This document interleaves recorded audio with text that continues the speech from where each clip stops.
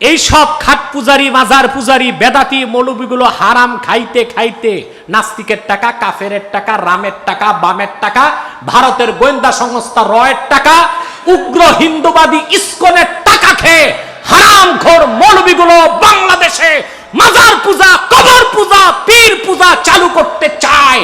তাহরিকে খাতমে নবুয়ত বাংলাদেশ তা হতে দিবে না, দিবে না, দিবে না। এই মাজার পূজার বিরোধিতা করলে আমরা ওহাবি, আমরা খাঁটি সুন্নি। সৈয়দ আহমদ বেরেলী রহমতুল্লাহ আলাইহি, কারামত আলী জনপুরি রহমতুল্লাহর উত্তরসূরিরাই প্রকৃত সুন্নি, খাঁটি মুমিন, তারাই আশিকে রাসূল।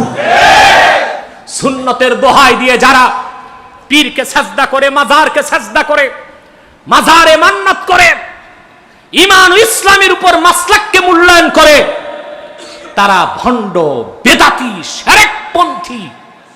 তাদের সঙ্গে আহলুস সুন্নাহ ওয়াল জামাতের কোনো সম্পর্ক নাই। খাঁটি সুন্নি তো তারা যাদের সবচেয়ে তীব্র হুঙ্কার হবে সকল প্রকার কাফের, মুশরিক, রামবাম নাস্তিকদের বিরুদ্ধে। খাঁটি সুন্নি তো তারাই শিরক কুফরের বিরুদ্ধে চলবে যাদের সংগ্রাম। খাঁটি সুন্নি তো তারাই আল্লাহ তার রাসূল সাল্লাল্লাহু আলাইহি সাল্লামের সম্মান মর্যাদার বিরুদ্ধে একটি অক্ষরকে তারা বরদাস্ত করে নিতে পারবে না, প্রয়োজনে জানমাল উৎসর্গ করে দিবে। তারাই খাঁটি সুন্নি, ঠিক কিনা বলে? আল্লাহর রাসূল মুহাম্মদ সাল্লাল্লাহু আলাইহি সাল্লামের জন্ম বৃত্তান্ত, মিলাদ পড়া যে কত বড় ইবাদত তা তো ভাষায় প্রকাশ করা যাবে না। বরং মুহাম্মদ সাল্লাল্লাহু আলাইহি ওয়াসাল্লাম ১৫০০ বছর আগে যে গাধার পিঠে বসতেন, সেই গাধার পায়ের ধুলাবালির আলোচনা করাও মিন আ'লাল মুস্তাহাব্বাত, শ্রেষ্ঠ মুস্তাহাব ইবাদত। বলেন সুবহানাল্লাহ। হাবিব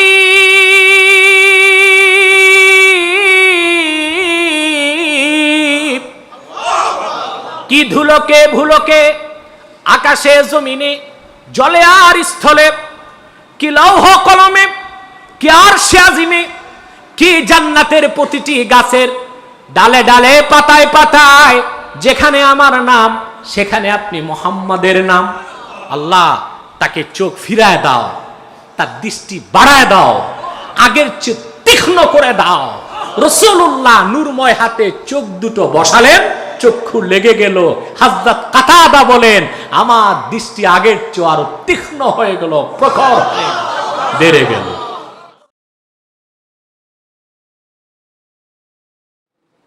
পবিত্র ঈদ মিলাদুন নবী সাল্লাল্লাহু আলাইহি ওয়াসাল্লাম উপলক্ষে আয়োজিত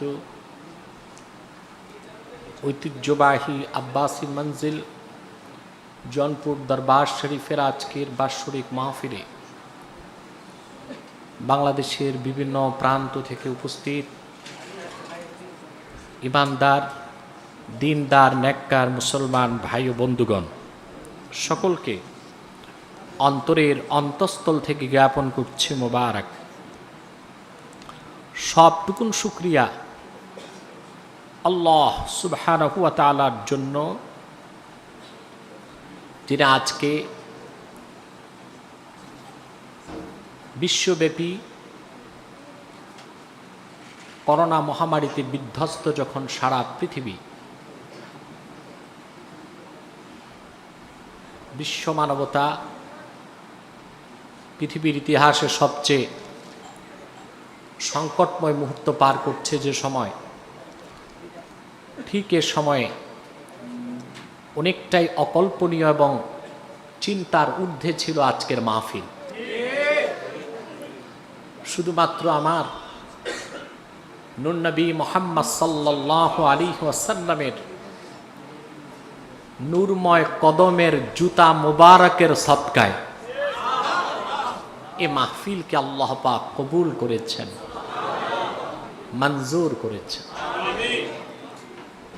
আল্লাহ পাক আমাদেরকে তৌফিক দিয়েছেন এখানে আসার, বসার। রাসূল করিম সাল্লাল্লাহু আলাইহি ওয়াসাল্লামের ভালোবাসা হৃদয়ে স্থাপন করে একটি রাত অতিক্রম করার। সেজন্য আমরা আল্লাহ পাকের শুকরিয়া আদায় করার জন্যে অবনত চিত্তে হৃদয় নিংড়ানো ভালোবাসা উজাড় করে ছোট বড় সকলে সমবেত কণ্ঠে একবার বলি আলহামদুলিল্লাহ।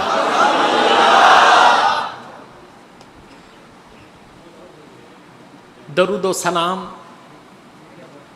আল্লাহর সৃষ্টির প্রধান আকর্ষণ, বিশ্বসভার সভাপতি, নবিকুল সম্রাট নবী আমার মুহাম্মদ সাল্লাল্লাহু আলাইহি ওয়াসাল্লামের উপর আল্লাহ পাক যাকে সর্বশ্রেষ্ঠ ও সর্বশেষ নবী ও রাসূল হিসেবে প্রেরণ করেছেন আজ থেকে ১৫০০ বছর আগে, যার পরে আজ পর্যন্ত পৃথিবীতে অবশ্যই কোনো প্রকার নবী কিংবা রাসূল অবশ্যই আসে নাই, অবশ্যই এখনো নাই, অবশ্যই কিয়ামত পর্যন্ত আসবে না। সম্মানিত ভাই বন্ধুগণ, আপনারা সেই দুপুর থেকে বক্তব্য শুনে আসছেন, ঠিক কিনা? কোরআন সুন্নাহ ভিত্তিক সহিহ আকীদার মানদণ্ডে যে কথাগুলো আমরা শুনেছি তা যেন ফুটন্ত গোলাপের সুবাস নিয়েছি, ঠিক কিনা? প্রতিটি সহিহ কথা আল্লাহ পাক যেন আমাদের জেহেন নাশিন করে দেন। আর ইচ্ছা বা অনিচ্ছায় যদি কোনো ভুল কথা, অসংলগ্ন কথা বেরিয়ে থাকে, আল্লাহ পাক যেন মেহেরবানি করে স্মৃতির পাতা থেকে তা মুছে দেন। বলুন আল্লাহুম্মা আমিন।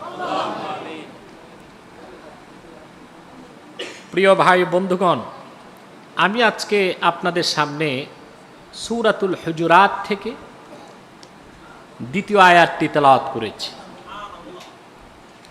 বলুন তো নাম, সূরাতুল হুজুরাত। যেই সূরাটি সূচনাই করলেন আল্লাহ পাক তার হাবিবের রাফআত, আজমাত, বড়ত্ব, মহত্ব, শ্রেষ্ঠত্বের কথা দিয়ে বলেন সুবহানাল্লাহ।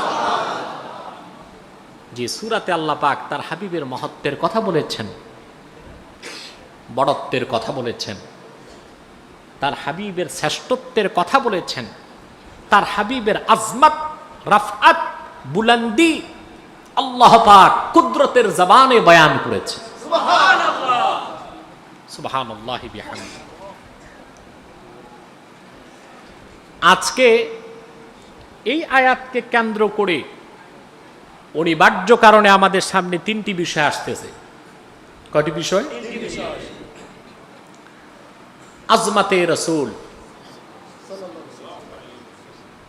মোহাব্বতে রসুল, সুন্নতে রসুল সাল্লাল্লাহু আলাইহি ওয়াসাল্লাম। কয়টি বিষয়? বলুন তো ভাই সব। আজমাতে রসুল, মোহাব্বতে রসুল, সুন্নতে রসুল। এই তিনটি কনসেপ্ট যার মধ্যে থাকবে সেই আশেকে রসুল। আমাদের দেশে সবকিছুতে ভেজাল ঢুকেছে, সুন্নিদের মধ্যে ভেজাল ঢুকছে। আর এটা হলো বর্তমানে খাঁটি সুন্নি, খাঁটি ওহাবি, আর ফরমালিন যুক্ত সুন্নি মানি বেদাতি। এটা এখন বাংলাদেশে কিছুদিন ছিল টক অফ দ্য কান্ট্রি। মিডিয়াতে শুধু দেখেছেন ওই যে আমার ছাত্ররা সুন্দর বলে, মাজার পূজারি, কবর পূজারি, খাট পূজারি। এরা ভীষণ গালিগালাজ করেছে আমাদেরকে। আমি এসব বেদাতীদের জবাব দিয়ে সময় অপচয় করাকে বৃথা মনে করেছি। তারা প্রতিদিন রাত অমার্জিত, অসংলগ্ন, অশালীন, ভদ্রতা বহির্ভূত শব্দ প্রয়োগ করে আমাদের বলল,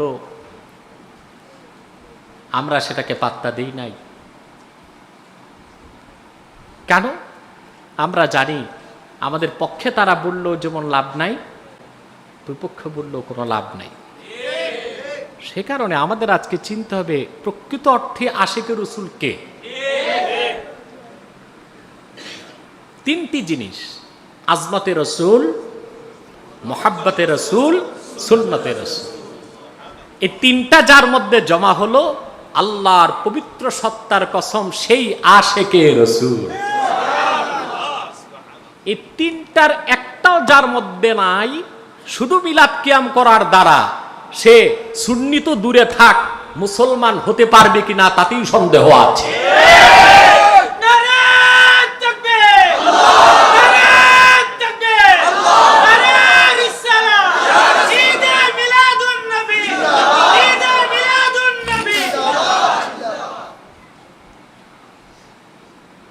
প্রিয় ভাই ও বন্ধুগণ, এই তিনটি বিষয় আমরা খুব সংক্ষেপে আলোচনা করব, কারণ এখন আমাদের দরবার শরীফে বাহিরের আলোচক আলেম বক্তাদের আমরা কম দাওয়াত করি, কারণ আমার ছাত্রদের মধ্যে এখন অনেক ভালো ভালো বক্তা বেরিয়ে গেছে, তাদের একটু সুযোগ দিতে হয়। তারপরও আন্তর্জাতিক মানের পীর মাশায়েখগণ এখানে থাকেন, আলহামদুলিল্লাহ। অনেকে আলোচনা করেছেন, অনেকে করবেন, আর অনেক স্বনামধন্য বাংলাদেশের প্রতিষ্ঠিত আলোচক বক্তাগণ বসে আছেন, যাদেরকে আমরা সময় দিতে পারছি না বলে চরম দুঃখিত। তবে তারা উপস্থিত হয়েছেন, এটা আমরা আমাদের জন্য তাদের বদান্যতা আর তাদের জন্য সৌভাগ্য মনে করি। এখন ভূমিকাতে কিছু কথা আমাদের শুনতে হয়, আর তা হলো, আমরা ঈদে মিলাদুন নবী সাল্লাল্লাহু আলাইহি ওয়াসাল্লাম মাহফিল করি কেন? আগে তো আমি অনেক কিতাবপত্র দিয়ে দলিল দিতাম, দেখছেন না? এখন আর এত দলিল দিতে হয় না, কারণ দেশের মানুষ এখন ভুল ফতুয়া মানতে চায় না।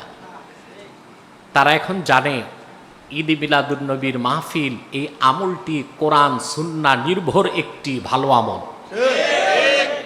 একটি উত্তম আমল। আপনারা জানেন প্রায় 3 বছর যাবৎ সৌদি আরবে আরব সরকার রাষ্ট্রীয়ভাবে ঈদে মিলাদুন নবী পালন করে। ওখানে যে সকল মহান আলেম ইমাম আছেন, আমার দেশে যারা মিলাদুন নবীর বিরোধিতা করেন, আরবের ওই সব আলেমের জুতা বহনের যোগ্যতাও এখনো তাদের হয় নাই। এই মৌলবীদের অবস্থা হলো, জিব্বা যতটুক ফতুয়া তার চেয়ে লম্বা, ঠিক কিনা? জিব্বা যতটুক ফতুয়া তার চেয়ে লম্বা। আমরা কেন করি মিলাদুন নবী মাহফিল? প্রশ্ন আসে না? প্রথম কথা, মিলাদুন নবী এটা অস্বীকারের কোনো সুযোগ নেই। রাসূল করিম সাল্লাল্লাহু আলাইহি ওয়াসাল্লামের মিলাদের অস্বীকারীকে আমরা কাফের মনে করি, ঠিক রাসূলুল্লাহর সিরাতের অস্বীকারীকে আমরা কাফের মনে করি। খুব বেশি বিপত্তি করছেন তারা ঈদ শব্দ নিয়ে, যে এই ঈদ কোন ঈদ। আমার কাছে আমার কিছু ভক্ত পাশের এলাকা থেকে 2 দিন আগে এসেছেন। নারায়ণগঞ্জের কোনো কিছু মৌলবী সাহেব ব্যানার ছেপেছে, এই ব্যানারগুলো লিখে লিখে বিভিন্ন জায়গায় দেয়ালে টাঙ্গাচ্ছেন যে এই ঈদ কোন ঈদ। ঈদ তো 2টা, আর কোন ঈদ তারা খুঁজে পায়নি।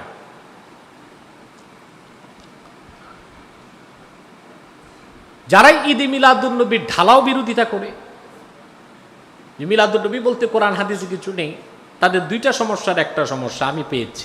এক, হয় চোখের সমস্যা, নয় মনের সমস্যা। মনের সমস্যা হলো একটা রোগ, ওইটা নেফাক, মুনাফিকি। এই রোগ যখন ভিতরে ঢুকে, তখন হাজার দলিল মানতে মন চায় না। আরেকটা সমস্যা চোখে, চোখে লামাযহাবীদের চশমা দিয়েছে, এই জন্য ঠিক মতো দেখে না, ঠিক মতো বলে ঈদ দুইটা, আর কোন ঈদ নাই। মোল্লা আলী কারি রহমতুল্লাহ কোরআন সুন্না থেকে একটি দুইটি নয় 12 প্রকার ঈদকে প্রমাণ করেছে। আমি একটি হাদিস শোনাচ্ছি, তিরমিজিতে এসছে, সুনান তিরমিজির হাদিস।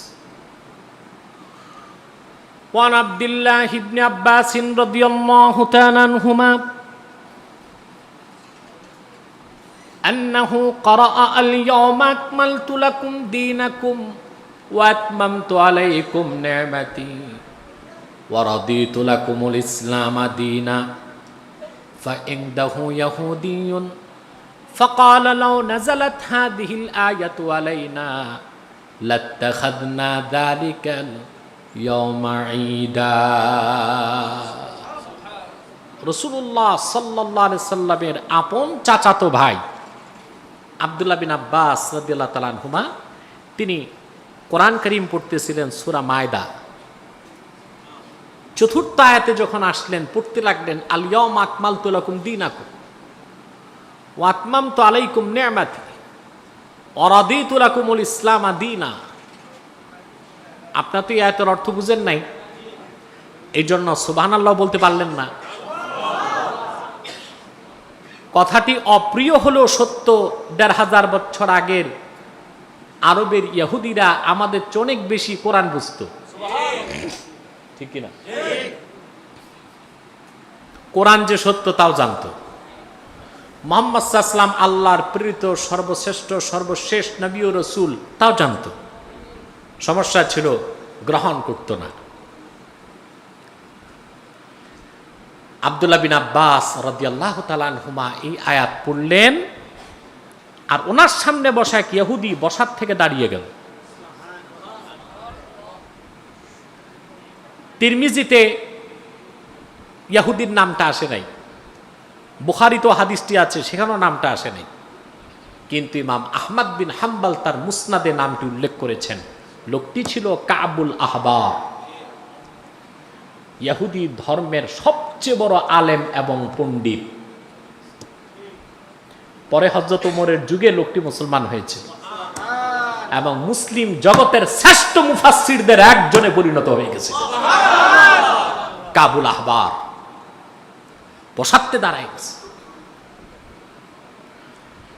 কাবুল আহবার ডাক দিয়ে বললেন, ইবনে আব্বাস, লাউ নাযালাত হাযিহিল আয়াতু আলাইনা লাত্তাখাযনা যালিকাল ইয়াওমা ঈদা। যদি এরকম একটি আয়াত আমাদের নবী মুসার উপর তাওরাতে নাজিল হতো, আয়াত নাজিলের দিনটিকে আমরা ঈদের দিন বানিয়ে ফেলতাম। আব্দুল্লাহ বিন আব্বাস তখন জবাব কি দিচ্ছেন যে ভাই আমাদের তো ঈদ দুইটা, ঈদুল ফিতর, ঈদুল আজহা, বানানোর তো সুযোগ নাই, এই জবাব দিচ্ছেন না? জবাব তিরমিজির হাদিসের বাকি অংশে এসেছে। তিনি বললেন, ক্বালা ওয়াল্লাহি ইন্নাহা নাযালাত আলা রাসূলিল্লাহি সাল্লাল্লাহু আলাইহি ওয়াসাল্লাম ফি ইয়াউমি ঈদাইন। কাবার মালিক আল্লাহর কসম রে ইহুদি, এই আয়াত নূর নবী মুহাম্মদ সাল্লাল্লাহু আলাইহি ওয়াসাল্লামের উপর নাজিল হয়েছে এমন একদিন যেই দিন ডবল ঈদ হয়েছে। ফি ইয়াউমি আরাফা ওয়া ইয়াউমি জুমআহ, দিনটি ছিল আরাফার দিন, দিনটি ছিল জুমার দিন।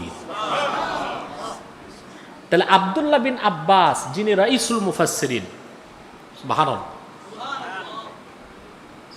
পৃথিবী নয় গোটা সৃষ্টি জগতের শ্রেষ্ঠ মুফাসসির, রাইসুল মুফাসসিরিন আব্দুল্লাহ বিন আব্বাস রাদিয়াল্লাহু তাআলা আনহুমা,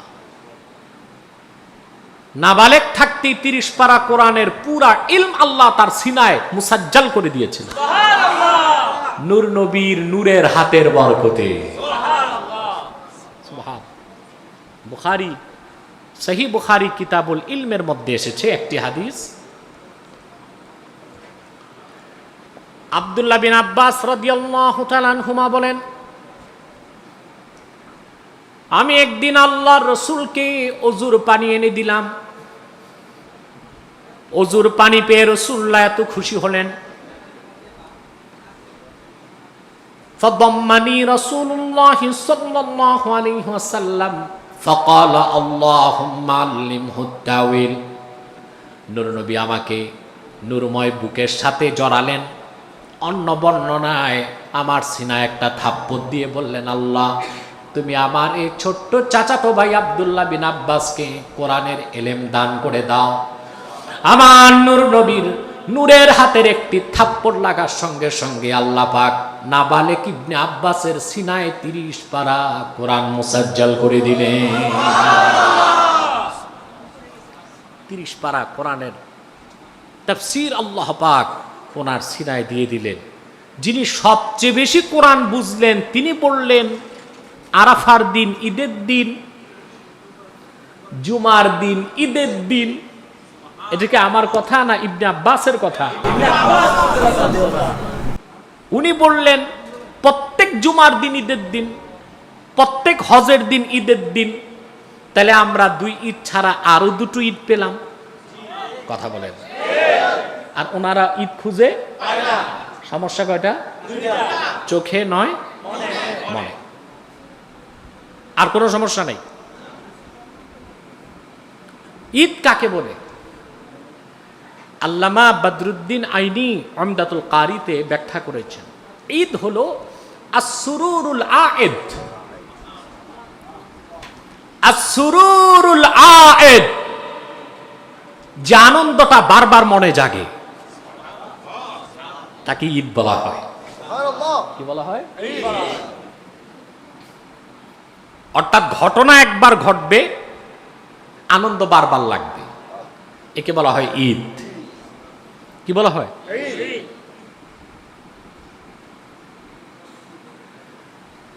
প্রিয় ভাইরা আমার, তাহলে ঈদ মিলাদুন নবী কি? আল্লাহর আখিরি নবী, নবী কুল সম্রাট মুহাম্মদ সাল্লাল্লাহু আলাইহি ওয়াসাল্লাম আজ থেকে ১৫০০ বছর আগে রবিউল আউয়ালের 12 তারিখ সুবহে সাদেকের সময় মক্কা মুকাররমায় আম্মা জান হযরতে আমিনার ঘরে তাশরিফ নিয়ে এসেছেন। যে রাতে, হাদিসের ভাষায় সে রাতকে বলা হয় লাইলাতু মাউলিদিল মুস্তাফা। সেজন্যে প্রতি বছর রবিউল আউয়াল মাসের আগমন ঘটলে মমিনের হৃদয়ে ১৫০০ বছর আগের সেই শুভ মুহূর্তের কথা মনে জাগলে প্রতিটি মমিনের হৃদয়ে আনন্দের ঢেউ বয়ে যায়। সেই আনন্দের প্রকাশ করার জন্যে মমিন যদি শরীয়তের বাউন্ডারির মধ্যে থেকে ইবাদত বন্দেগী করে, রোজা রাখে, নফল নামাজ পড়ে, সিরাতুন নবী নামে কিংবা মিলাদুন নবী নামে মাহফিল করে, ইসলামী সঙ্গীত সন্ধ্যা করে, হামদ পড়ে, নাত পড়ে, জিকির ফিকির করে, দরুদ সালাম পড়ে, তাবাররুক বিতরণ করে, খাস মুনাজাত করে, তাকেই তো বলা হয় মাহফিলে ঈদে মিলাদুন নবী।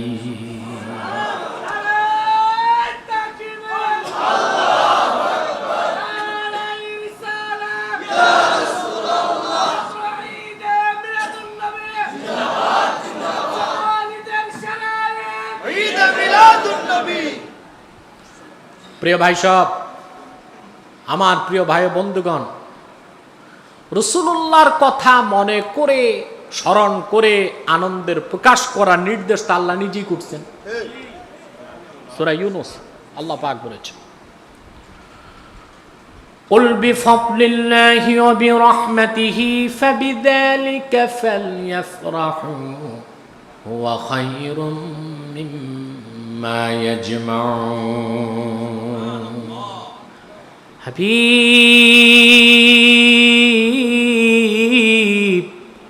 মুহাম্মদ সাল্লাল্লাহু আলাইহি ওয়াসাল্লাম, আপনি বলে দিন আল্লাহর ফজল আর আল্লাহর রহমতকে স্মরণ করে মুমিনগণ যেন আনন্দ করে। মৌলী সাহেবরা, এই একটা আয়াতের তাফসীর খুঁজে দেখো। আমার কাছে আলহামদুলিল্লাহ মাদ্রাসায় ছাড়া আমার কাছেই প্রায় নির্ভরযোগ্য 14টি তাফসীর আছে আলহামদুলিল্লাহ। মৌলী সাহেবরা, ব্যানার লেখার আগে তাফসীর পড়ো। আল্লাহ কোন ফজল আর রহমতের জন্য আনন্দ করতে বলেছেন? হানাফি মাযহাবের শ্রেষ্ঠ তাফসীরের কিতাব রুহুল মাআনি 11তম খণ্ড 183 পৃষ্ঠা, লেবানন বৈরুতের ছাপ। এই আয়াতের তাফসীরে মাহমুদ আলুসি লিখেছেন, আন ইবনে আব্বাস রাদিয়াল্লাহু তাআলা আনহুমা আন্নাহু ক্বাল ইন্নাল ফাদলা আল কুরআনু ওয়ার রাহমাতা মুহাম্মাদুন সাল্লাল্লাহু আলাইহি ওয়াসাল্লাম। ইবনে আব্বাস তাফসীর করেছেন, আল্লাহ যে ফজলের কথা বলেছেন তা হলো কোরআন, আর যে রহমতের কথা মনে করে আনন্দ করতে বলেছেন সেই রাহমাত হলেন মুহাম্মদ সাল্লাল্লাহু আলাইহি ওয়াসাল্লাম। তাহলে আমরা যে ঈদ মিলাদুন নবী পালন করি, এটা আল্লাহর নির্দেশ মোতাবেক না পরিপন্থী? আল্লাহর হুকুম মানি, ঠিক কিনা? যারা পালন করে না তাদের কিছু বলি? কথা বলেন আমাদের কথা। মিলাদুন নবী সাল্লাল্লাহু আলাইহি ওয়াসাল্লামের ইনকারকারী বেঈমান হয়ে যাবে, কাফের হয়ে যাবে। মিলাদ যদি কেউ না পড়ে তার ক্ষেত্রে আমাদের কোনো বক্তব্য নাই। সুন্নাত মুস্তাহাব কাজ কেউ যদি না করে তাকে তো কিছু বলার নাই, আছে?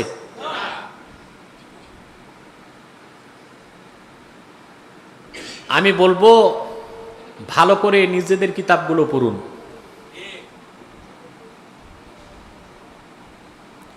আল্লামা খলিল আহমদ আম্বেদকরি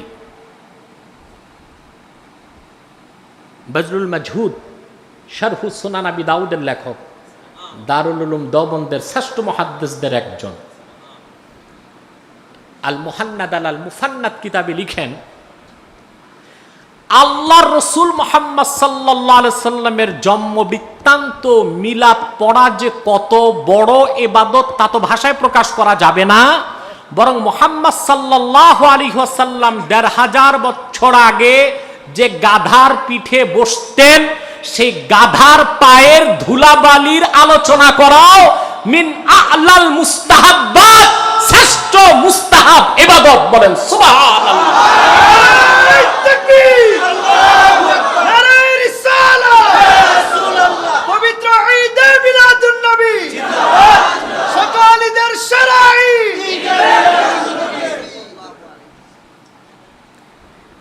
আপনারা বড় আলেমরা এগুলো বলে না যে ঈদ কোন ঈদ, মিলাদুন নবী কোথায় পেয়েছো, এগুলো বলে কিছু খালি কলস আছে না,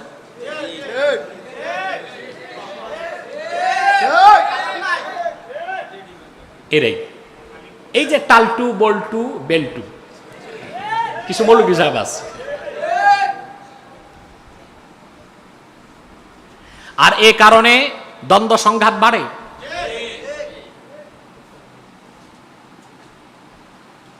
মুসলমান, এই দ্বন্দ্ব সংঘাতের দিকে যাবেন না। মাসলাক আমারটা আমার কাছে থাক, আপনারটা আপনার কাছে থাক। আমারটা গুতাগুতি আপনি করবেন, আপনারটা আমি করব, তাহলে দ্বীনের স্বার্থ নষ্ট হবে। দ্বীনের স্বার্থে আমরা সব এক হয়ে যাব। আমার মাসলাক আমার কাছে, আপনারটা আপনার কাছে। কিন্তু আমার মাসলাকের ন্যাক আমলকে আপনি ফতুয়াবাজি করবেন। আমরা অন্ধ তাকলিদ করি না, তাকলিদ মা তাহকিক। আমাদের তাকলিদের সাথে আছে পাহাড় সমান তাহকিক। আপনি তুড়ি মেরে উড়িয়ে দিবেন তা তো হয় না। ভারসাম্যে আসুন, সংকীর্ণতা পরিহার করুন। আসাবিয়াত, দল প্রীতি, স্বজন প্রীতি, ভোজন প্রীতি, এটি বাদ দেন। প্রীতি কয় রকম? একটা স্বজন প্রীতি, আরেকটা দল প্রীতি, আরেকটা ভোজন প্রীতি।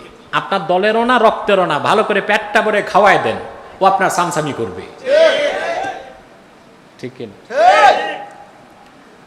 দল প্রীতি, স্বজন প্রীতি, ভোজন প্রীতি বাদ দিয়া দলিল প্রীতি পয়দা করে। কি প্রীতি? তারপর আমি বলবো, কোন ভাই ও বন্ধু যদি মিলাদ কিয়াম, মিলাদুন নবী সাল্লাল্লাহু আলাইহি সাল্লাম এই বিষয়গুলো বুঝতে চান, বহু বাহাস করেছি আলহামদুলিল্লাহ। আমার বয়স যত, তার অর্ধেকের বেশি বয়স গণলে হবে বাহাসে বাহাসে গেছে আলহামদুলিল্লাহ। কোথাও বাহাসে যে পেয়েছি নূর নবী সাল্লাল্লাহু আলাইহি সাল্লামের জুতা মুবারকের সদকায় জিতেছি। কোথাও প্রতিপক্ষ পত্রপাঠ বিদায়, পত্রপাঠ বিদায় বুঝেন, বহসে বসার আগেই ভাগছে। কোথাও মোহাম্মদ সাল্লাল্লাহু আলাইহি ওয়াসাল্লামের এই গোলামের নাম শুনলে আসেই না। বাহাসে তো সংঘাত বাড়ে, দ্বন্দ্ব বাড়ে, কি দরকার? আসুন সংলাপে বসি। হ্যাঁ, আপনার কাছে আমাকে দাওয়াত করেন, না আমার কাছে আসেন। পুলিশ দরকার নাই, ম্যাজিস্ট্রেট দরকার নাই, বিচারক দরকার নাই, বিবেক তো আছে। ঠিক কিনা? দলিল প্রমাণের ভিত্তিতে আমরা বিষয়গুলো সমাধান করে নিলেই তো দিনের ক্ষেত্রে বৃহৎ ঐক্য হতে পারে। ঠিক কিনা? আসুন আমরা এই মানসিকতা তৈরি করি, সংকীর্ণতা পরিহার করি। আমাদের মনটা ভরে গেছে সংকীর্ণতায়। সালাম দেওয়ার আগে দেখে লোকের টুপিটা কেমন, আমার দলের টুপি আছে কিনা। ঠিক কিনা? আলহামদুলিল্লাহ, আমার মাদ্রাসায় আসলে দেখবেন বিভিন্ন জায়গায় ছাত্র আসে। আমরা কোনো খুচরা ছাত্র নেই না। অন্য মাদ্রাসায় পড়ে আসছে, কাফিয়া পর্যন্ত, শরহে জামি পর্যন্ত তারা আসে, দাখিল পাস, আলেম পাস, ফাজেল পাস করে আসে। এমন ছাত্র আছে যারা অনার্স মাস্টার্স করে এসেছে, আলেম হচ্ছে। আমরা বাধ্যবাধকতা করি না টুপি আমার মতো লাগবে। অনেক ছাত্র এসে পাঁচকুল্লি লাগায়, কোনোদিন আমি তার মাথা থেকে পাঁচকুল্লি খুলি না। আমি মনে করি এই পাঁচকুল্লি খুলে দেওয়াও টুপির সাথে এহানত। কেন? পাঁচকুল্লির সাথে তো সুন্নি ওয়াহাবির কোনো সম্পর্ক নাই। কথা বলেন। পাঁচকুল্লি টুপি যে লাগায়, এটা সমালোচনার কিছু হলো? ওই যে মাজার পূজারি, খাট পূজারি আছে, পাঁচকুল্লি দেখলে বলে এটা ওয়াহাবি।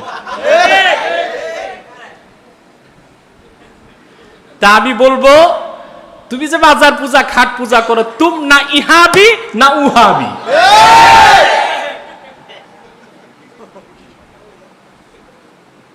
টুপিতে ওয়াহাবি সুন্নি?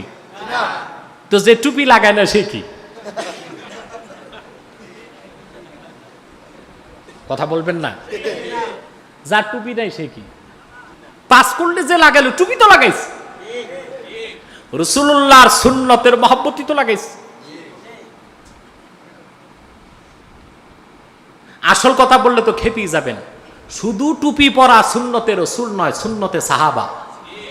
রাসূলুল্লাহ সাল্লাল্লাহু আলাইহি ওয়াসাল্লাম টুপি পরতেন পাগড়ির সাথে। যাক, অধিকার যাই না, এমনি এই খাট পূজারীরা আমার ওয়াহাবি বলতেছে।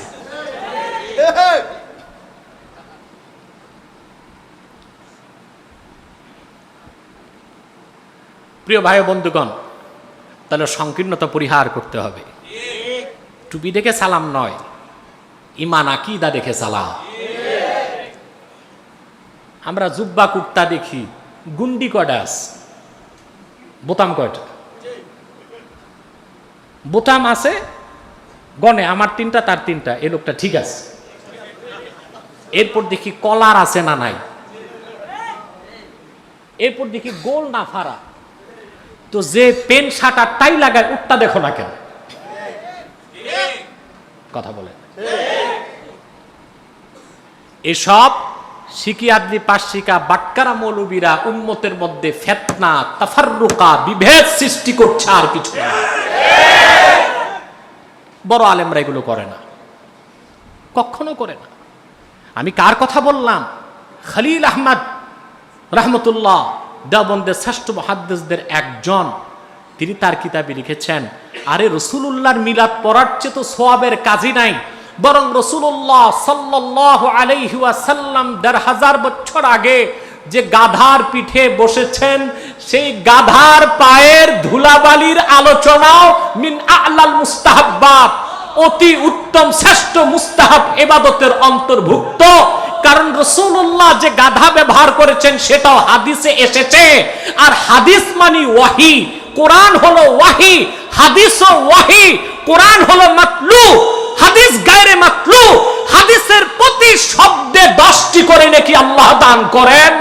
সেই জন্য মিলাদুন নবী পড়লে মিলাদুন নবীর মাহফিল সওয়াবের কাজ, নেক কাজ, উত্তম কাজ, ইবাদত, এতে কোনো মুসলমানের সন্দেহ থাকতে পারে না।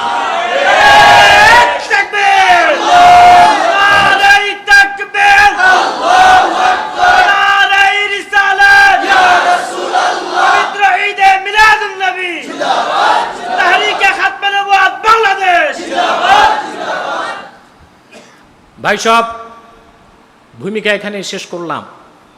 আমাদের বিষয় কয়টা?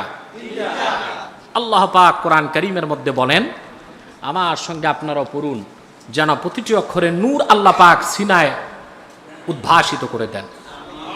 আউযু বিল্লাহি মিনাশ শাইতানির রাজীম, বিসমিল্লাহির রাহমানির রহিম। يا أيها الذين آمنوا لا ترفعوا أصواتكم فوق صوت النبي ولا تجهروا له بالقول كجهر بعضكم لبعض أن تحبط أعمالكم وأنتم لا تشعرون। আল্লাহ রাব্বুল আলামিন বলেন, মুমিনগণ, বিশ্বাসীগণ, লা তারফাউ আসওয়াতাকুম ফাওকা সাউতিন নবী, মুমিনগণ তোমরা আমার নবী মুহাম্মদ সাল্লাল্লাহু আলাইহি ওয়াসাল্লামের আওয়াজের উপর নিজেদের কণ্ঠকে উঁচু করো না। সুবহানাল্লাহ বলবেন না? ওয়ালা তাজহারু লাহু বিল কওলি কাজহরি বা'দিকুম লিবা'দিন আন তাহবাতা আ'মালুকুম ওয়া আনতুম লা তাশউরুন। তোমরা একজন সাহাবী আরেকজন সাহাবীর সঙ্গে যেভাবে উঁচু স্বরে উচ্চ কণ্ঠে জোরে জোরে কথা বলো, আমার নূর নবীর কদমের সামনে তোমরা ওইভাবে উঁচু গলায় উঁচু আওয়াজে কথা বলো না। যদি বলো কি হবে? আন তাহবাতা আমালুকুম ওয়া আনতুম লা তাশউরুন। আমার নবীর সামনে উঁচু গলায় কথা বলার সামান্যতম বেয়াদবির কারণে তোমাদের জীবনের অর্জিত সব আমল বরবাদ হয়ে যাবে, তোমরা তা টেরও পাবে না। আয়াতের তাফসিরে রুহুল মাআনি 26তম খণ্ডের 394 পৃষ্ঠায় লেবানন বৈরুতের ছাপ আল্লামা মাহমুদ আলুসি রাহমাতুল্লাহ, আনতুম লা তাশউরুন, তোমাদের আমল বরবাদ হয়ে যাবে, তোমরা অনুধাবন করতে পারবে না। এটার ব্যাখ্যায় লিখেন, আন্না যালিকা বিমানজিলাতিল কুফরিল মুহবিত ওয়া লাইসা কাসাইরিল মাআসি। কোন গুনাহের কারণে আমল বরবাদ হয় না, কিন্তু রাসূলুল্লাহর শানে বেয়াদবি হলো কুফর, যা আমলকে বরবাদ করে দেয়। এই আয়াত কেন নাজিল হলো? বিশ্বের সব মুফাসসির একমত। ব্যাখ্যাতে তারা সাবাবুন নুজুলে লেখেন, নাযালাত ফি মুজাদালাতি আবি বকরিন ওয়া উমর রাদিয়াল্লাহু আনহুমা ইনদান নবী সাল্লাল্লাহু আলাইহি ওয়াসাল্লাম ফি তা'মিরিল আকরা ইবনে হাবিসিন আওয়াল কাকা ইবনে মা'বাদ ওয়া নাযালা ফি মান রাফা'a সাওতাহু ইনদান নবী সাল্লাল্লাহু আলাইহি ওয়াসাল্লাম। দুনিয়ার সমস্ত মুফাসসির একমত, আমার নূর নবী মুহাম্মদ সাল্লাল্লাহু আলাইহি সাল্লামের সামনে হযরত আবু বকর সিদ্দিক রাদিয়াল্লাহু তাআলা আনহু আর হযরত ওমর ছোট্ট একটি বিষয় নিয়ে তর্ক জুড়ে দিলেন। একজন ব্যক্তিকে আমির নিযুক্ত করা নিয়ে হাদিসে সে ব্যক্তির নাম এসেছে হযরত আকরা ইবনু হাবেস, অন্য রওয়ায়াতে এসেছে কাকা ইবনু মাবাদ। আবু বকর সিদ্দিক রাদিয়াল্লাহু তাআলা আনহু একজনের কথা বলেছেন, হযরত ওমর আরেকজনের কথা বলেছেন। দুইজনের কথায় কণ্ঠে উত্তাপ বেড়ে গেল। রাসূলুল্লাহ সাল্লাল্লাহু আলাইহি ওয়াসাল্লাম একটু কষ্ট পেলেন, বেশি নয়, জোরে কথা বলার কারণে। আমার নূর নবী শাহানশাহে রিসালাত, নবীউল আম্বিয়া, নূর নবী মুহাম্মদ সাল্লাল্লাহু আলাইহি সাল্লামের সামনে যেন তেন সাহাবী নয়, আবু বকর ওমরের এই আচরণ আল্লাহ বরদাস্ত করতে পারলেন না। সাবধান করে দিলেন যে তোমরা মুমিনগণ আমার নবী মুহাম্মদ সাল্লাল্লাহু আলাইহি সাল্লামের সামনে উঁচু স্বরে কথা বলো না। আমার রাসূলের গলার আওয়াজের চেয়ে তোমাদের গলার আওয়াজটা যেন বড় না হয়। পরস্পর যেভাবে জোরে কথা বলো, আমার হাবিবের সামনে ওইভাবে বলো না। এতে তোমাদের আমলটা বরবাদ হয়ে যাবে, ঈমান নষ্ট হয়ে যাবে। রাসূলুল্লাহর শানে সামান্যতম বেয়াদবি, এটা হলো কুফর, কুফরুল মুহবিত। এটা এমন কুফর যা ঈমানকে নষ্ট করে দিবে, আমলকে বরবাদ করে দিবে। ঠিক কিনা বলে? এই আয়াতের ব্যাখ্যা করতে যে আল্লামা ইবনু কাসির রাহমাতুল্লাহি আলাইহি তাফসীর ইবনে কাসির লেবানন বৈরুতের ছাপ ৪র্থ খণ্ডের ৯ পৃষ্ঠায় ২০৯ পৃষ্ঠায় এই আয়াতের ব্যাখ্যা করতে যে লিখেন, ৩টি আয়াতের ব্যাখ্যায় লিখেন, হাদিহি আয়াতুন আদাবাল্লাহু তাআলা বিহা ইবাদাহুল মুমিনিন। সূরা হুজুরাতের এই কয়েকটি আয়াত দিয়ে আল্লাহ পাক তার মুমিন বান্দাদের নূর নবীর আদব শিক্ষা দিয়েছেন। রাসূলের তাজিম, আজমতে রাসূল শিক্ষা দিয়েছেন। সুবহানাল্লাহ বলবেন না? সেই জন্য ভাইরা, আজকের এই আয়াত থেকে অনিবার্য কারণে 3টি বিষয় বেরিয়ে আসে। একটি আজমতে রাসূল, আরেকটি মহাব্বতে রাসূল, আরেকটি সুন্নতে রাসূল। এই 3টি জিনিস যার মধ্যে একত্রিত হয়ে গেল, সেই তো আশিকে রাসূল, সেই সুন্নি, সে কি? এখন আসেন, আজমতে রাসূল, রাসূলের তাজিম কি তা আমরা একটু বুঝবো। ঠিক কিনা? আল্লাহর রাসূলের আজমত, তাজিম, সম্মান কত বেশি! কোরআনুল কারীমে যেখানে আল্লাহ পাক তার প্রসঙ্গে কথা বলেছেন, সঙ্গে তার রাসূলের প্রসঙ্গে কথা বলেছেন। সুবহানাল্লাহ বলবেন? যেখানে আল্লাহ পাক তার কথা বলেছেন, সঙ্গে আপন রাসূলের কথা বলেছেন। আল্লাহ নিজের ক্ষেত্রে যা বলেছেন, রাসূলের ক্ষেত্রে তা বলেছেন। যেমন আল্লাহ রাব্বুল আলামিন বলেন, ইয়া আইয়ুহাল্লাযীনা আমানুত্তাকুল্লাহা ওয়া কুলু কওলান সাদীদা ইউসলিহ লাকুম আ'মালাকুম ওয়া ইয়াগফির লাকুম যুনুবাকুম ওয়া মান ইউতি'িল্লাহা ওয়া রাসূলাহু ফাকাদ ফাযা ফাওজান আযীমা।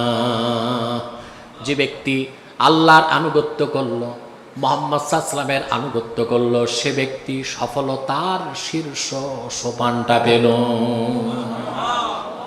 যেখানে আল্লাহর আনুগত্যের কথা, সঙ্গে রাসূলুল্লাহর আনুগত্যের কথা। ঠিক কিনা বলেন? আল্লাহ রাব্বুল আলামিন বলেন, ইন্নাল্লাযীনা ইউবাইউনাকা ইন্নামা ইউবাইউনাল্লাহ। মুহাম্মদ সাল্লাল্লাহু আলাইহি ওয়াসাল্লাম, যারা আপনার হাতে বায়াত নিয়েছে, তারা আল্লাহর হাতে বায়াত নিয়েছে। বায়াতে রাসূলকে আল্লাহ তাআলা বায়াতে খোদা নিজের বায়াত বলেছেন, সুবহানাল্লাহ। আল্লাহর বায়াত, রাসূলুল্লাহর বায়াত, রাসূলুল্লাহর বায়াত আল্লাহর বায়াত, সুবহানাল্লাহ বলেন। রাসূলুল্লাহর আজমত, রাসূলুল্লাহর মর্যাদা কোথায় বলেন, সুবহানাল্লাহ।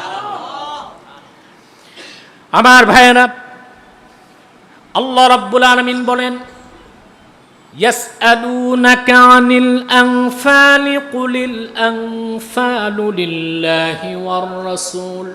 তারা আপনাকে গনিমতের মালের ব্যাপারে প্রশ্ন করে, মুহাম্মদ সাল্লাল্লাহু আলাইহি ওয়াসাল্লাম আপনি বলুন, গনিমতের যে মাল তার সুষ্ঠু বন্টন এবং নীতি নির্ধারণের অধিকার একমাত্র আল্লাহ ও তার রাসূলের।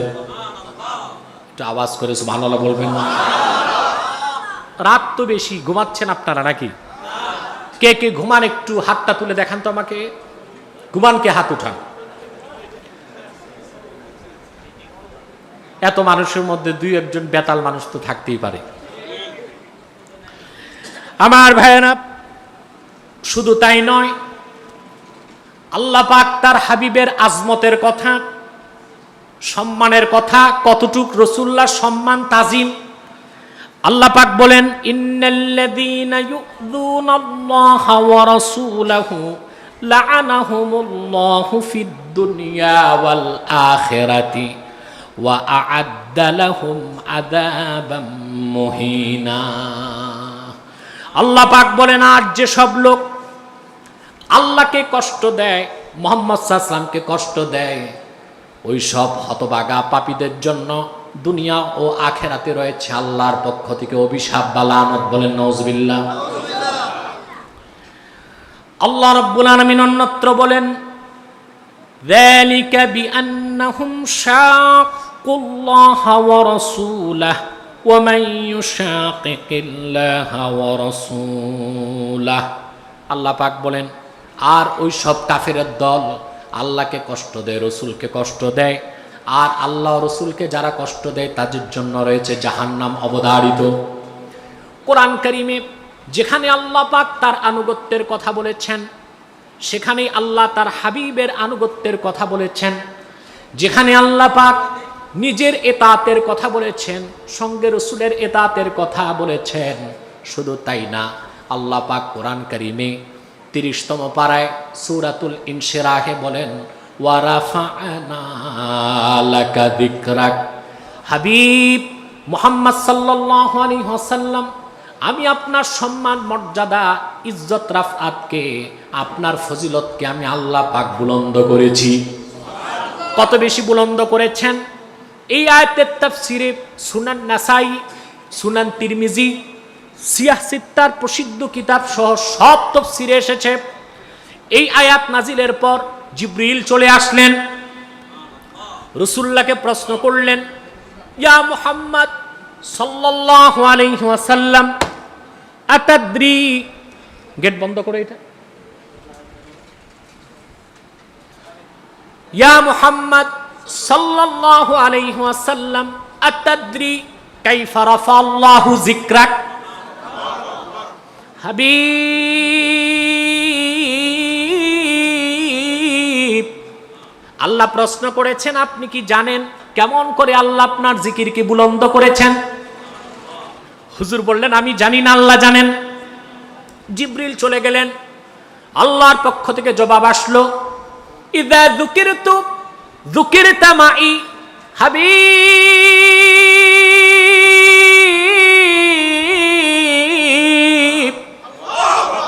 কি ধুলোকে ভুলোকে, আকাশে জমিনে, জলে আর স্থলে, কি লৌহ কলমে, কি আরশে আজিমে, কি জান্নাতের প্রতিটি গাছের ডালে ডালে, পাতায় পাতায়, যেখানে আমার নাম সেখানে আপনি মুহাম্মাদের নাম। যখনই আমি আল্লাহর নাম উচ্চারিত হয়, সঙ্গে আপনি মুহাম্মাদের নাম উচ্চারিত হয়। নামাজে, হজে, তাশাহুদে, খুতবাতে, নিকাহে, জানাজাতে, আকিকাতে, কোরবানিতে, পৃথিবীতে আসার পরে, জানাজার সময়, দাফনের সময়, সব জায়গায় আমার নামের সঙ্গে আপনার নাম। যেখানে আমার নামের স্লোগান, সেখানে আপনি রাসূলের নামের স্লোগান। যেখানে আমার নামের উচ্চারণ সেখানে আপনার নামের উচ্চারণ। সুবহানাল্লাহ বলবেন না? ধুলক মুলক ছাড়িয়ে সাত আকাশ পাড়িয়ে সিদরাতুল মুনতাহার উপরে ৭০,০০০ নূরের পর্দার উপর আমার আল্লাহ পাক আরশে আজিমে নিজের নামের সঙ্গে মুহাম্মদ নাম লিখে দিয়েছেন।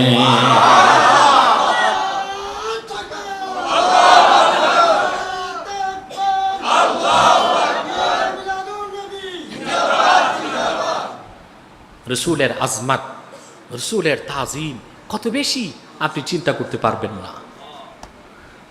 সাহাবায়ে কেরাম রসুল্লাহকে কতটুকু তাজিম করতেন আপনি জানেন?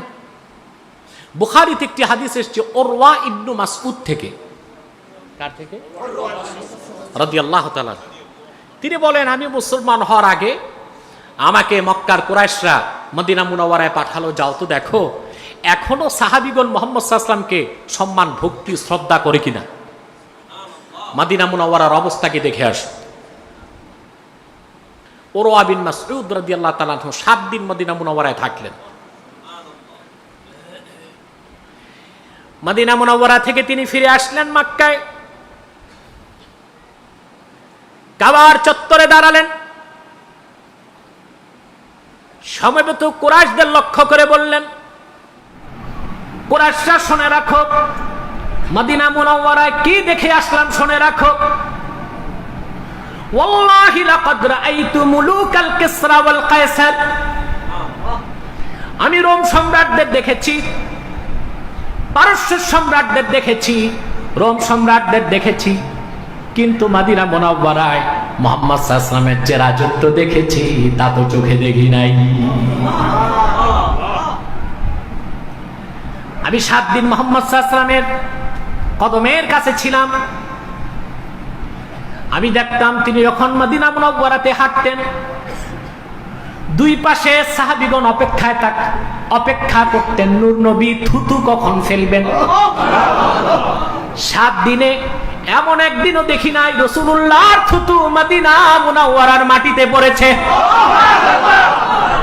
আমি দেখেছি রাসূলুল্লাহর থুতু কোন না কোন সাহাবী হাতে নিয়েছেন, ওয়ামা সাহাফি ওয়াজহিহি, আর নূর নবীর সেই মুবারক থুতু দেখলাম সাহাবী তার চেহারার মধ্যে বরকতের জন্য মালিশ করেছেন।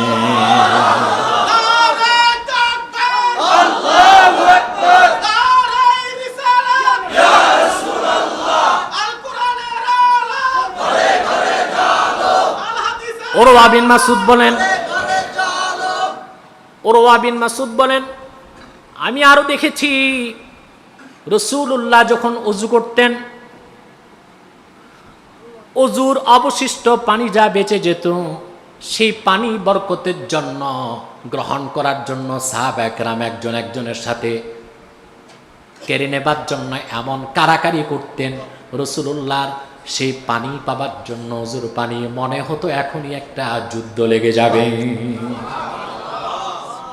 কি আজমত, রাসূলুল্লাহর কি তাজিম, রাসূলুল্লাহর কি আজমত সাহাবায়ে কেরাম অন্তরে রাখতেন। সুবহানাল্লাহ। রাসূলুল্লাহ খাদেম আনাস বিন মালিক রাদিয়াল্লাহু তাআলা আনহু, আল্লাহর হাবিব যখন মদিনা মুনাওয়ারাতে গেলেন, আনাস বিন মালিকের বয়স তখন মাত্র 10। তিনি বলেছেন, খাদিমতুন নবিয়্য সাল্লাল্লাহু আলাইহি ওয়াসাল্লাম 10 সানাওয়াত, 10 বছর আমি নূর নবীর খেদমত করেছি। আমার মা রাসূলুল্লাহর কাছে নিয়ে গেলেন আমাকে, নূর নবীর কদমের সামনে আমি বসে গেলাম। আমার মা ডেকে বললেন, ইয়া রাসূলুল্লাহ, আমার একমাত্র সন্তান আনাসকে আমি আপনার কদমে ওয়াকফ করে দিলাম। এই সন্তান আর আমার দরকার নেই, শুধু আমার সামনে তাকে একটু দোয়া করে দেন। বদরুদ্দিন আইনি উমদাতুল কারিতে হাদিস নকল করেছেন, রাসূলুল্লাহ আনাসের মাথায় হাত রেখে 4টা দোয়া করলেন।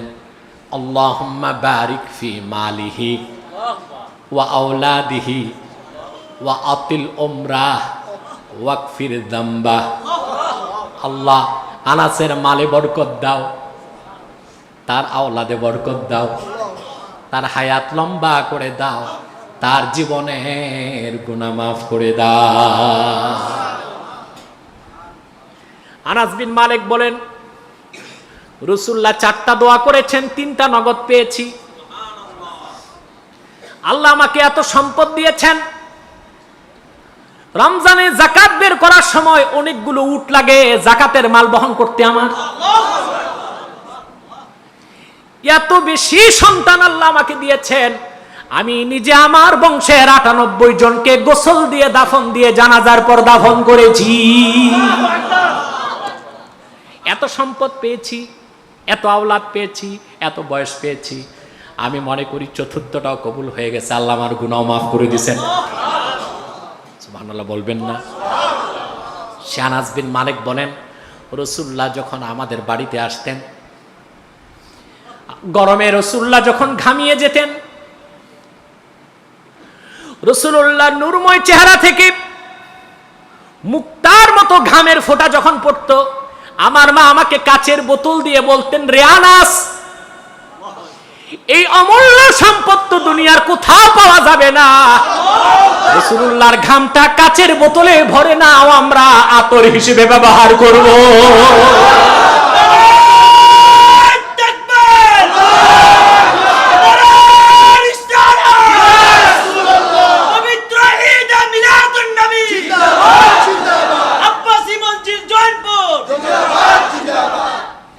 প্রিয় ভাই বন্ধুগণ, এই ছিল আজমতে রাসূল। সুবহানাল্লাহ বলবেন? রাসূলুল্লাহর তাজিম সাহাবায়ে কেরামের অন্তরে ছিল। এই মানদণ্ডে বর্তমানে যারা এই কথিত লামাঝাবি আছে, এদেরকে তো আমার মুসলমান বলতে মন চায় না। আজকে এখানে আমার কুমিল্লা মহানগর কমিটি কাগজ নিয়ে এসেছে, এক ভণ্ড মৌলবী বলেছে ওই লামাঝাবি মিলাদ কিয়ামকে মদের সাথে তুলনা করে। এটা মুসলমান আছে না কাফের হয়ে গেছে? তার ইমানও গেছে, তার বউটাও তালাক হয়েছে। ঠিক না? অবাক হবেন, এই ভণ্ড লামাঝাবিরা তাদের একমাত্র কাজ হচ্ছে, এরাই তো খাঁটি ওহাবি, এরাই কি খাঁটি ওহাবি। কিন্তু আমরা না সুন্নি চিনলাম না ওহাবি চিনলাম, ঠিক কিনা? খাট পূজারি, মাজার পূজারি আর কবর পূজারীদেরকে সুন্নি মনে করলাম, এরা সুন্নি না। শিরক যার মধ্যে আছে সে নিকৃষ্ট মারদুদ। আগে তো মুসলমান হইতে হবে, তারপর সুন্নি হবেন, ওহাবি হবেন, পরের কথা। আমি তো বলছি, এ না ওহাবি না ইহাবি, ই কুছ ভি নাই। ঠিক কিনা? আজকে তো সব কথা বলতে পারবো না। এদের আবার মৌলবি কিছু বের হইছে, বলে তাজিমি সাজদা শিরক না হারাম। এক মৌলবি বলছে, কিয়ামত তক এই মৌলবিদেরকে আমি সময় দিয়ে দিলাম, কোরআন হাদিসের কোথাও তাজিমি সাজদা বলতে কোনো সাজদা নাই। একটা সাজদা আছে, সাজদাতুত তাহিয়্যা। এটা পূর্বের শরীয়তে জায়েজ ছিল, রাসূলুল্লাহর শরীয়তে আল্লাহ হারাম করে দিয়েছেন, শিরক বানায় দিয়েছেন। একমাত্র সাজদা হবে আমার আল্লাহর জন্য। মৌলবী ফতোয়া আমদানি করছে, শিরক না হারাম। তার মানে হারাম খাওয়াটা ওদের কাছে খুব একটা খারাপ কাজ না। আপনারা কি পরিমাণ শুটকি খান আমি জানি না। যারা শুটকি খায় না, শুটকির আড়তে ওদের নিলে ওরা মনে করবে আমাদের ডাস্টবিনের মধ্যে বসায় রাখছে। কিন্তু যে শুটকি বিক্রি করে ও কাঁচা চাবায় খায়।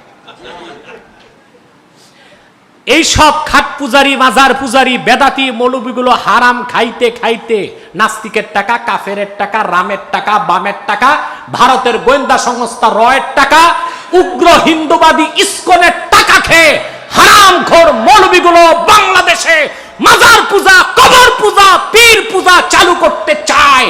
তাহরিকে খাতমে নবুয়ত বাংলাদেশ তা হতে দিবে না, দিবে না, দিবে না।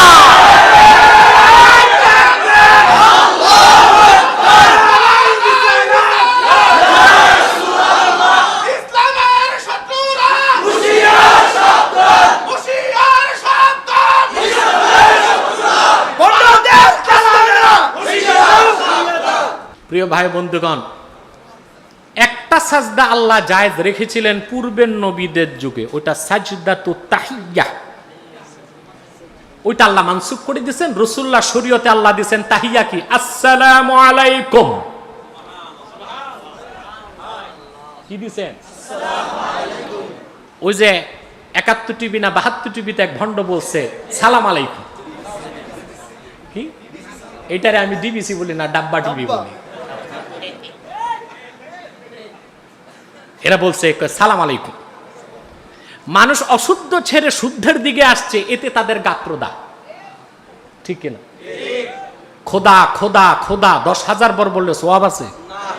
বলা হয় আমার আল্লাহকে আল্লাহ। একবার বলবেন, আল্লাহ 99 নাম নেওয়ার সওয়াব পাবেন। কারণ এখানে সূক্ষ্ম রহস্য আছে। বিশ্ববরণ্য মুহাদ্দিস মোল্লা আলী কারি রাহমাতুল্লাহ লেখেন, আল্লাহ ইসমুল লিযাতিল বারি আল মুস্তাজমিউ লি জামিই সিফাতিল কামাল। আল্লাহর আল্লাহ নামটা আল্লাহর 99টি সিফতকে জমা করে রাখে। আল্লাহ, মহব্বতে বলেন আল্লাহ আল্লাহ। কে? রহমান, রহিম, জব্বার, করিম, সত্তার, ওয়াদুদ, রাউফ, রহিম। সুবহানাল্লাহ। খোদা হাফেজ বলবেন, সওয়াব নাই। বলা হয় আল্লাহকে। আল্লাহ হাফেজ বলবেন, প্রতি অক্ষরে 10 নেকি। আল্লাহর নাম নিবেন, 99 নাম জিকির করার সওয়াব পাবেন। সুবহানাল্লাহ, সুবহানাল্লাহ। আর এই কথিত বুদ্ধিজীবী বলে খোদা হাফেজ বলতাম তাই তো ভালো ছিল। নাউজুবিল্লাহ। এই বুদ্ধিজীবীদের অবস্থা কি জানেন? মানুষের পেটে হয় গ্যাস্ট্রিক, ওদের হচ্ছে মাথায় গ্যাস্ট্রিক। প্রিয় ভাই সব, তাহলে আল্লাহ রাসূলুল্লাহ শরীয়তে দিয়েছেন কি? তাহিয়্যা। ওয়া তাহিয়্যাতুহুম সালাম। আমাদের সাজদা টাজদা নাই। কিসের তাজিমি সাজদা? এর কোন অস্তিত্ব কোরআন হাদিসে তাজিমি সাজদা বলতে কিচ্ছু নাই। ছিল যেটা সাজদায়ে তাহিয়্যা, সাজদায়ে। এখন আল্লাহ দিয়েছেন কি? আল্লাহ নিয়ম কি করছেন? আল্লাহ কোরআনে বলেছেন, কেউ যদি তোমাকে তাহিয়া সালাম দেয়, তুমি তার উত্তম জবাব দাও। সেজন্য আমরা যখন বলি আসসালামু আলাইকুম, জবাব আসে ওয়ালাইকুম আসসালাম ওয়া রাহমাতুল্লাহ। জবাব সিঙ্গেল না ডবল?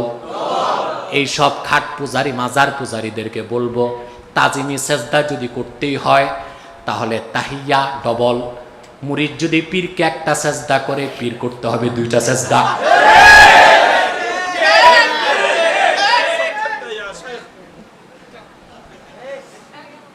পীর করবে কয়টা? 2টা। মুরিদ করবে 1টা, পীর করবে 2টা।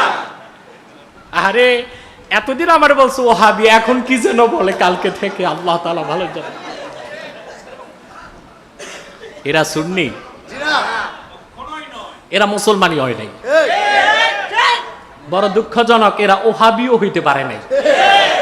এদের নাম না ইহাবি না উহাবি, কুছ ভি নাহি। এই ঘোড়ার ডিমের ভণ্ড পীর গুলো কি করে জানেন? এই ভণ্ড পীর গুলো আল্লাহ কোরআনে বলেছেন। আল্লাহ পাক বলেন, ইয়া আইয়ুহাল্লাযীনা আমানু ইন্না কাসীরাম মিনাল আহবারি ওয়ার রুহবান লা ইয়াকুলুনা আমওয়ালান নাসি বিল বাতিনি ওয়া ইয়াসুদ্দুনা আন সাবিলিল্লাহ। মুমিনগণ, অধিক সংখ্যক ইহুদি খ্রিস্টান, পাদ্রী, পুরোহিত, ধর্মযাজকগণ অন্যায়ভাবে ভোগলাবাজি করে মানুষের সম্পদ ভক্ষণ করে, ধোঁকাবাজি করে, আর মানুষকে আল্লাহর দিন থেকে সরায়। দেখবেন যত ভণ্ড পীর, তাদের দরবারে একটি করে মাজার আছে। মাজার থাকা তো ভালো।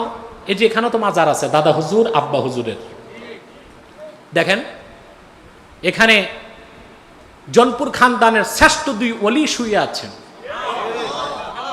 আমরা মাজার বলি, মোমবাতি আছে, আগরবাতি, গোলাপ জল, সেজদা, মান্নত, সুন্নত তরিকায় জিয়ারত করি, ঠিক কিনা? আর ওই ব্যবসায়ী পীরদের কাছে দেখবেন মাজার একটা আছে, মোমবাতি যেটা সকালে ঢুকে ওটা বিকালে বের হয়, আবার ওইটাই ঘুরে সকালে ঢুকে। মাজারের ভিতরে যিনি, বাইরে তারই লোক। এই চক্রবৃদ্ধি মোমবাতি ঘুরে, একটা মোমবাতি 70 বার, 150 বার, 200 বার, 400 বার। উইদাউট ইনভেস্টমেন্ট এর চেয়ে চমৎকার ব্যবসার কি হইতে পারে? একটা মোমবাতির দাম পরে 10,000 টাকা। এইটাই যাচ্ছে বের হচ্ছে, ইনপুট দেন আউটপুট, ঠিক কিনা? এই মাজার পূজার বিরোধিতা করলে আমরা ওহাবি, আমরা খাঁটি সুন্নি। সৈয়দ আহমদ বেরেলি রহমতুল্লাহ আলাই, কারামত আলী জনপুরি রহমতুল্লাহর উত্তরসূরিরাই প্রকৃত সুন্নি, খাঁটি মুমিন, তারাই আশিকে রাসূল। সুন্নতের দোহাই দিয়ে যারা পীরকে সাজদা করে, মাজারকে সাজদা করে, মাজারে মান্নাত করে, ঈমান ও ইসলামের উপর মাসলাককে মূল্যায়ন করে, তারা ভণ্ড, বেদাতি, শিরকপন্থী। তাদের সঙ্গে আহলুস সুন্নাহ ওয়াল জামাতের কোনো সম্পর্ক নাই।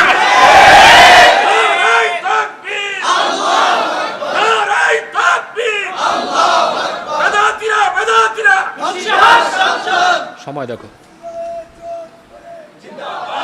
প্রিয় ভাই সব, প্রিয় ভাই সব, আমরা দ্রুত সামনের দিকে বাড়ি। আজমতে রসুলের কথা শুনেছি, ঠিক কিনা?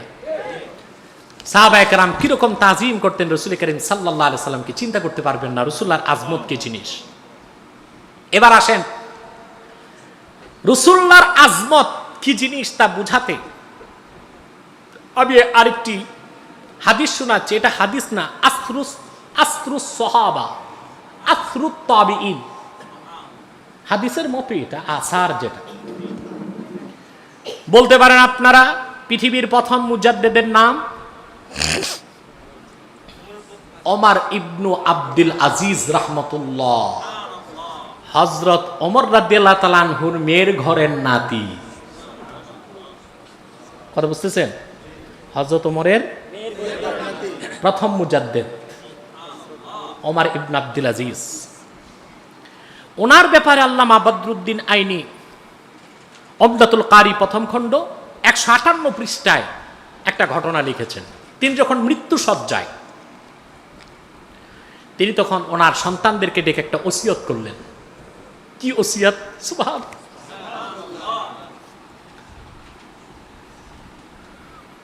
وأوصى أن يدفن معه شيء كان عنده من شعر رسول الله صلى الله عليه وسلم وأظفاره وقال إذا مت فاجعلوه في كفني। এই পৃথিবীর প্রথম মুজাদ্দিদ ওমর ইবনে আব্দুল আজিজ রাহমাতুল্লাহ মৃত্যুর শয্যায় যে তার সন্তানদেরকে ডেকে বললেন, মৃত্যুর সময় আমি তোমাদেরকে একটি ওসিয়ত করে যাই। আমার কাছে আল্লাহর রসুলের মুবারক কয়েকটি চুল আছে, কয়েকটি নখ মুবারক আছে। আমার যখন মৃত্যু হয়ে যাবে, আমার কাফনের সঙ্গে রসুল্লাহর চুল মুবারক আর নখ মুবারক দিয়ে দিও, যেন কবরে আযাব না হয়। ওমর ইবনে আব্দুল আজিজ রাহমাতুল্লাহ প্রথম মুজাদ্দিদ। মুজাদ্দিদ বেদাত করে? কথা বলেন। এখন ওনার যুগে যদি আমাদের দেশের মৌলবীদের মতো থাকতো তো বলতো, আপনি যে কাজ করতে যাচ্ছেন আবু বকর সিদ্দিক করছে নাকি? আপনার নানা হযরত ওমর করছে নাকি? ওসমান গনি করছে নাকি? হযরত আলী করছে নাকি? আপনি তো তাবি, কোন সাহাবী তো করে নাই। আপনি রাসূলুল্লাহর চুল মোবারক আর নখ মোবারক কাফনে ঢুকাবেন কেন? এ তো বেদাত হবে বলছে। আরে নাদানের দল এখন বলতেছে তো আপনারা ঈদে মিলাদুন্নবী করেন, এটা কি আবু বকর সিদ্দিক করছে নাকি? ওমর করছেন, আলী করছেন, ওসমান করছেন, সাহাবীগণ করছেন? তা আমি বলি ওমর ইবনে আব্দুল আজিজ যেটা করছেন প্রথম মুজাদ্দিদ, এটা কি হযরত আবু বকর করছেন? ওমর করছেন? ওসমান করছেন? আলী করছেন? কোন সাহাবী করছেন? কেউ বেদাত বলছেন?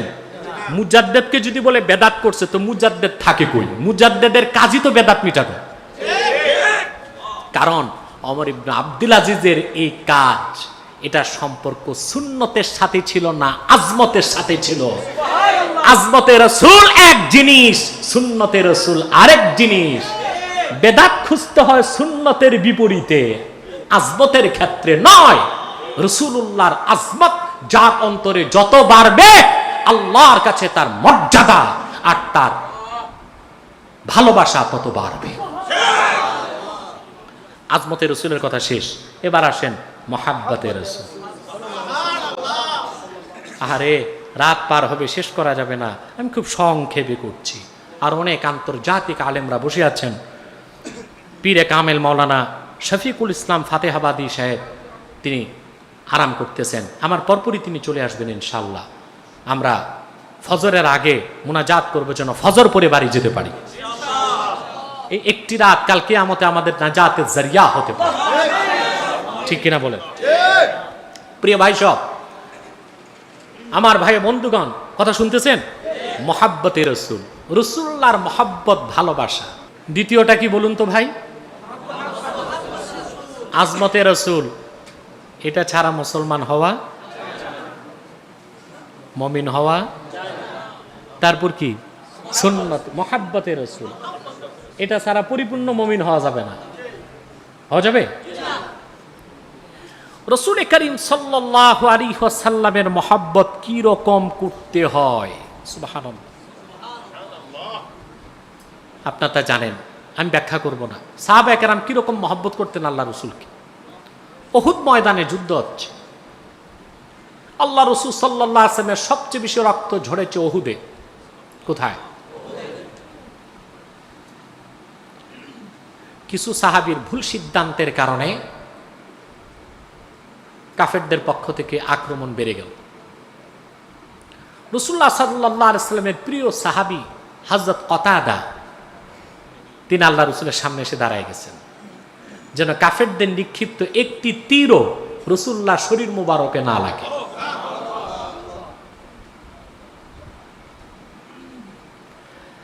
হযরত কতাদা রাসূলুল্লাহর সামনে দাঁড়িয়ে আছেন,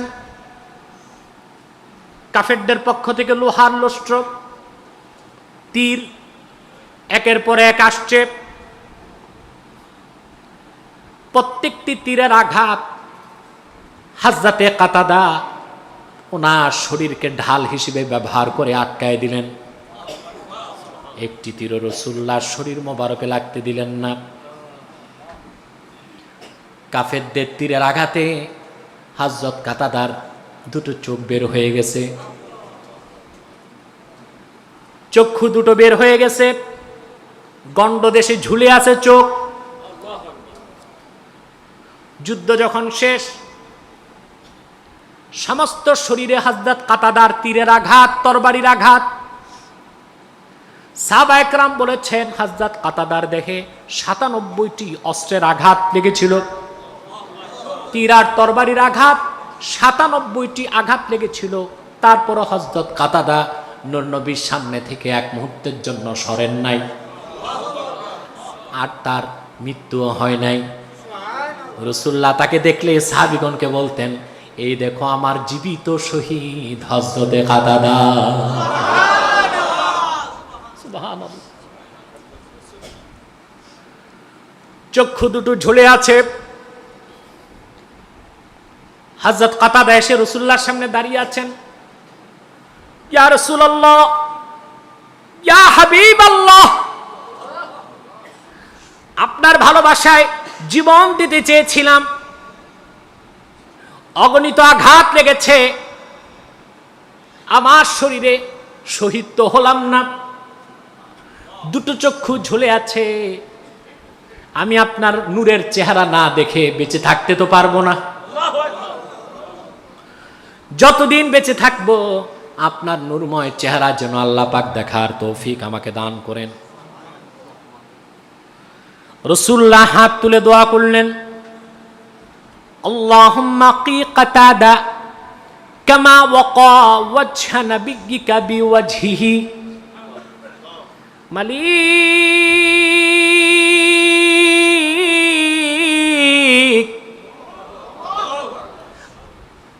তোমার বান্দা কাতাদা তার চেহারাকে ক্ষত বিক্ষত করে তোমার রাসূলের চেহারাকে যেভাবে রক্ষা করেছে, তুমি আমার সাহাবী কাতাদার চেহারাকে ঠিক করে দাও, চক্ষু ঠিক করে দাও। আর রাসূলুল্লাহ বললেন, ফাজআলহা আহসানা আইনাইহি ওয়া আহাদ্দাহুমা নাজরা। আল্লাহ তাকে চোখ ফিরায় দাও, তার দৃষ্টি বাড়ায় দাও, আগের চেয়ে তীক্ষ্ণ করে দাও। রাসূলুল্লাহ নূরময় হাতে চোখ দুটো বসালেন, চক্ষু লেগে গেল। হযরত কাতাদা বলেন, আমার দৃষ্টি আগের চেয়ে আরো তীক্ষ্ণ হয়ে গেল, প্রখর হয়ে বেড়ে গেল। এই ছিল রাসূলুল্লাহর মহব্বত, ঠিক কিনা? 3 নাম্বার সুন্নতে রাসূল।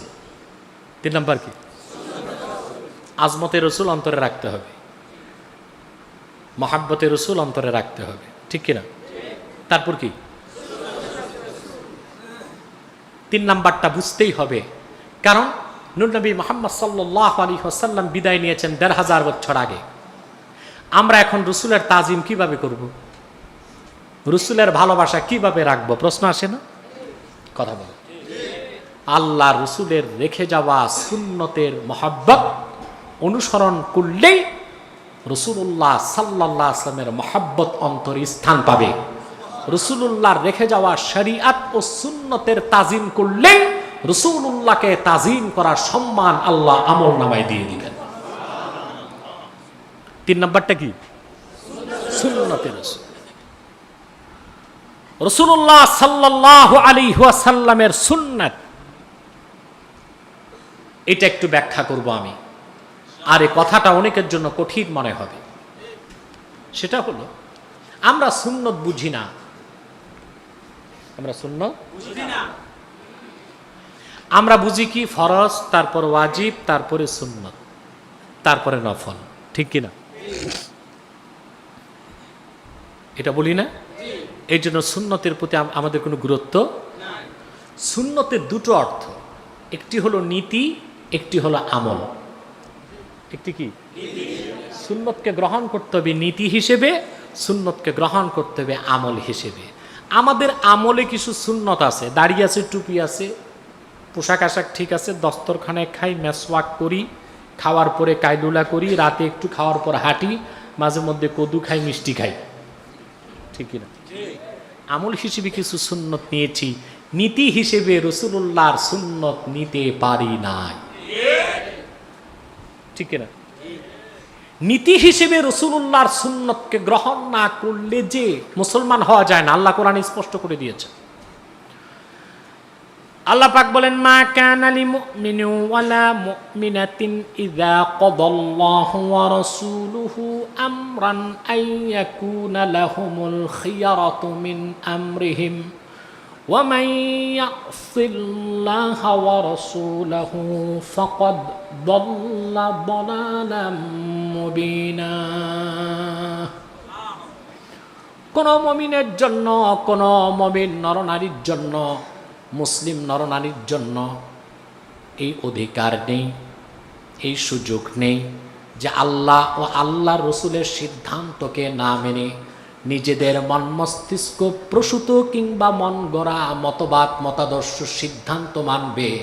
এই সুযোগ আল্লাহর পক্ষ থেকে কোনো মুমিন নরনারীকে দেওয়া হয় নাই। আমরা কি রাসূলুল্লাহর সব সিদ্ধান্ত মেনেছি? জোরে বলতে হবে। কিছু মানছি। এশার নামাজ আমরা কয় রাকাত পড়েছি? কথা বলে না, জোরে বলতে হবে। এশার নামাজ 4 রাকাত কোরআনের কোথাও আছে? সন্দেহ পড়ে গেছে, আছে? যোহর 4 রাকাত কোরআনের কোথাও আছে? নামাজ আছে। আল্লাহ নামাজের কথা বলছেন, উক্তর কথা বলছেন, 5 ওয়াক্ত। কয় ওয়াক্ত? একটা কথাই বলে দিয়েছেন, আকিমিস সালাতা তারাফিয়ান নাহারি ওয়া যুলাফাম মিনাল লাইল ইন্নাল হাসানাতি ইউযহিবনাস সাইয়্যাত। 5 ওয়াক্ত। কয় ওয়াক্ত? কিন্তু এশা 4, যোহর 4, আসর 4, মাগরিব 3, ফজর 2। রাকাত কই আছে? হাদিসে আছে। সিদ্ধান্ত কে দিয়েছেন? আল্লাহর রাসূল সাল্লাল্লাহু আলাইহি ওয়াসাল্লাম। এই সিদ্ধান্ত আমরা মানি? জি মানি। নামাজে রাসূলুল্লাহর সিদ্ধান্ত মেনেছি, হজের বেলায় মানি। আমি দেখছি আমাদের দেশের আল্লাহ তো আমারে নূর নবী মুহাম্মদ সাল্লাল্লাহু আলাইহি সাল্লামের জুতা মুবারকের সদকায় 7 বার নিছেন মক্কা মুকাররমা, মদিনা মুনাওয়ারায়, আরবে। আমি দেখেছি আমাদের দেশের হাজিরা সবচেয়ে বেশি সুন্নত মানে হজ করতে গেলে 5 লাখ টাকা যায়, তো 6 লাখ টাকা যায়। মনে করে সুন্নত একটা ছুটলে যদি হজ বাতিল হয়, টাকা তো মায়ের, ঠিক কিনা? সবচেয়ে বেশি দেখেছি হাজিরা অস্থির হয় শয়তানরে পাথর মারার আগে। মুআল্লিমের মাথা চাবায় খায় মুজদালিফায়। বলেন হুজুর, পাথর কয়টা লাগবে? বলে এতটা। পাথরের সাইজ কি হবে? বলে মুড়ির সমান হইলে হবে। তো ধরব কয় আঙ্গুলে? মনে মনে দুঃখ হয়, বেটা মিনায় শয়তান মারার আগে একটা সুন্নত নফল ছাড়ো না, কিন্তু মানদণ্ডে মাপলে দেখা যাবে মিনা শয়তানের চেয়ে বড় শয়তান তুমি নিজে। একটা সুন্নত বাদ দেয় না নামাজে, হজ করতে গেলে, ঠিক কিনা? কিন্তু অন্য সব ক্ষেত্রে রাসূলুল্লাহর সিদ্ধান্ত মেনেছি, কথা বলে না। রাষ্ট্র ব্যবস্থায় রাসূলুল্লাহ সুন্নত রেখেছেন, খেলাফত আছে আমাদের মধ্যে, বিশ্বাসটাও তো নাই। পিসাবরা খেলাফতের কথা বলে, নিজের খেলাফত, আল্লাহর খেলাফতের কথা বলে না, ভুলেও বলে না। মুখ দিয়ে যদি বেরো হয় মনে মনে ইস্তেগফার করে, করলামটা কি? মুরিদ তো একটাও টিকবে না, ঠিক কিনা? শুধু খেলাফত নিজেরটা বলে। আমি 700 লোকরে খেলাফত দিছি। রাসূলুল্লাহ কোন খেলাফত দিয়েছেন? সহিহ মুসলিমের হাদিস, আল্লাহ রাসূল বলেছেন, কানা বানু ইসরাঈল তাসুসুহুমুল আম্বিয়া কুল্লামা হালাকা নাবিয়্যুন খালাফাহু নবী ফাইন্নাহু লা নাবিয়্যা বা'দি ফাসায়াকুনু খুলাফা। হুজুর খেলাফত দিয়ে গেছেন, সুবহানাল্লাহ। রাসূলুল্লাহ বলেছেন, বনি ইসরাইলে রাজনৈতিক নেতৃত্ব দিতেন নবীগণ। একজন নবী চলে গেলে আরেক নবী তার দায়িত্ব নিতেন। তবে আমি মুহাম্মদ সাল্লাল্লাহু আলাইহি সাল্লাম আল্লাহর সর্বশেষ নবী ও রাসূল। আমার পরে কিয়ামত তো কোনো প্রকার নবী নাই, রাসূল নাই। আমার রেখে যাওয়া পরিপূর্ণ দ্বীনের খেদমত করবে খলিফাগণ। কারা? ওই খলিফাকে শাসক কে? ওই খেলাফতের সুন্নত আছে আমাদের মধ্যে, কথা বলেন। আল্লাহ রাসূল সাল্লাল্লাহু আলাইহি ওয়াসাল্লাম আইন ও আদালতের ক্ষেত্রে, ব্যবসা বাণিজ্যের ক্ষেত্রে, চাকরি বাকরির ক্ষেত্রে, শিক্ষা দীক্ষার ক্ষেত্রে, জীবনের প্রত্যেকটি মুহূর্তে, প্রত্যেকটা ক্ষেত্রে মানুষ কিভাবে চলবে, কিভাবে বাঁচবে, কিভাবে থাকবে, কিভাবে সমস্যার সমাধান করবে, প্রতিটি ক্ষেত্রেই তো নূর নবী মুহাম্মদ সাল্লাল্লাহু আলাইহি ওয়াসাল্লাম আমাদের জন্য সিদ্ধান্ত রেখে গিয়েছেন। সেই সিদ্ধান্ত, সবটুকুন সিদ্ধান্তকে নীতি হিসেবে গ্রহণ করা ছাড়া মুসলমান হবার কোনো সুযোগ নাই। আছে? এবার একটি হাদিস আপনাদেরকে শোনাচ্ছি। হাদিসটি ইমাম সিউতি তাফসীর দুররে মানসুর 2য় খণ্ডের 322 পৃষ্ঠায় ইবনু কাসির প্রথম খণ্ড 533 পৃষ্ঠায়, ইমাম শাওকানি ফাথুল কাদির প্রথম খণ্ডের 484 পৃষ্ঠায় একই লফজে হাদিসগুলো এনেছেন। উরওয়া ইবনু জুবাইর রাদিয়াল্লাহু তাআলা আনহু বর্ণনা করেছেন, ইখতাসামা ইলা রাসূলিল্লাহি সাল্লাল্লাহু আলাইহি ওয়াসাল্লাম রাজুলান, দুইজন ব্যক্তি নূর নবীর কদমে আসলেন ঝগড়া করে বিচারের জন্য। সুবহানাল্লাহ বলবেন। ফাকাদা লিআহাদিহিমা ফাকালা আল্লাযী কাদা আলাইহি রুদ্দানা ইলা উমর। রাসূলুল্লাহ বিচার করলেন। হাদিসের ব্যাখ্যা এসছে, একজন ছিল ইহুদি, আরেকটা ছিল মুসলিম। কি ছিল? রাসূলুল্লাহ বিচার করলেন, বিচারে রায় পেল ইহুদি। কে পেল? জোরে বলেন। ওই কথিত মুসলিমের আল্লাহ রসুলের বিচার বা সিদ্ধান্ত পছন্দ হলো না। সে বলল, রুদ্দানা ইলা উমর, ইয়া রাসূলুল্লাহ, বিচারটা দ্বিতীয়বার করার জন্য হযরত ওমরের কাছে পাঠিয়ে দেন।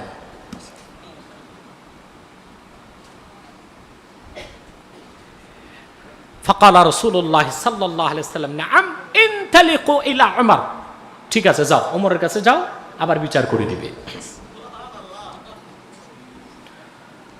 فانطلقا فلما أتيا عمر قال الذي قضي له يا ابن الخطاب إن رسول الله صلى الله عليه وسلم قضى لي وإن هذا قال ردنا إلى عمر فردنا رسول الله إليك رسول الله صلى الله عليه وسلم। যে রায় পাইছে তিনি ওমরকে যে বললেন, ওমর, বিচারটা আল্লাহ রসুল করে দিচ্ছেন, এই লোকের বিচার মানবুত হয় না, রসুল্লাহর বিচার। সে বলল, ওমরের কাছে পাঠান, আল্লাহ রসুল তোমার কাছে পাঠাইছে, এখন তুমি দ্বিতীয় বিচারটা করে দাও। কথা বুঝতেছেন ভাই সব? ফাকালা ওমর আকাযালিক লিল্লাযী কুদিয়া আলাইহি, যে বিচারে ঠকছে হযরত ওমর বললেন, বিষয়টা কি এমনই? কয় জি। অন্য হাদিসে এসছে, ওই লোকটা বলল যে, দেখেন ওমর, আমি মুসলিম, জিহাদ করি, যাকাত দেই, সদকা দেই, ন্যায় অন্যায় পরে ইহুদি কেমন করে রায় পায়? কথা বুঝতেছেন? ইসলামে স্বজন প্রীতি নাই। মনে রেখো মুসলমান, এই পৃথিবীতে সাম্য, মৈত্রী, আইনের শাসন এবং ন্যায়পরায়ণতা উপহার কার্ল মার্কস দেয় নাই, লেনিন স্টালিন দেয় নাই, জেরেমি দেয় নাই, অ্যারিস্টটল দেয় নাই, আর্কিমিডিস দেয় নাই, আব্রাহাম লিঙ্কন দেয় নাই, জর্জ ওয়াশিংটন দেয় নাই। গোটা বিশ্ব মানবতাকে ন্যায়পরায়ণতা, ন্যায় বিচার, সাম্য, শান্তি, সমৃদ্ধি, আইনের শাসন উপহার দিয়েছেন বিশ্ব মানবতার মুক্তির দূত নবীকুল সম্রাট মুহাম্মদ সাল্লাল্লাহু আলাইহি ওয়াসাল্লাম ১৫০০ বছর আগে। বলবো যুবক ভাইরা, মানব রচিত মন গড়া মতবাদ বর্জন করে এবার কোরআন সুন্নাহর দিকে ফিরে তাকাও। মানুষের মন গড়া তন্ত্র মন্ত্রকে নস্যাৎ করে মানব রচিত মতবাদগুলোকে পৃষ্ঠ দেখিয়ে কোরআন সুন্নাহর দিকে ফিরে তাকাও। আর ইসলাম, ঈমান, মুসলমান ও বাংলাদেশের স্বাধীনতা, সার্বভৌমত্বের শত্রুদের রুখে দাঁড়াও। এই স্লোগানটি নিয়ে যেতে হবে দরবার শরীফ থেকে। রাজি আছেন? হযরত ওমর বললেন, বিষয়টা এমন যে মুসলিম ঠকছে, কয় হ্যাঁ বিষয়টা ন্যায় অন্যায় পরের কথা রায় ইহুদি পায় কেমন করে? হযরত ওমর বললেন, ফাকালা উমারু মাকানাকা হাত্তা আখরুজা ফাআকদিয়া বাইনাকুমা। ঠিক আছে, বিচার যখন রাসূলুল্লাহটা ভালো লাগে নাই, তা আমি সুষ্ঠু বিচার করে দেই, এখানেই দাঁড়ায় থাকো, আমি আসতেছি। ফাখারাজা মুস্তামিলান আলা সাইফিহি فضرب الذي قال ردنا إلى عمر فقتله وأدبر الآخر إلى رسول الله صلى الله عليه وسلم যে মুসলিম রাসূলুল্লাহর বিচার মানে নাই, হযরত ওমর এসে দ্বিতীয় কথা নাই, খাপ থেকে তরবারি বের করে এক আঘাতে তার গর্দান উড়াই দিছে। এ দেখে ইহুদি সোজা দিছে দৌড়। এই যদি হয় মুসলিমের বিচার, আমার জানি কোনটা হয়।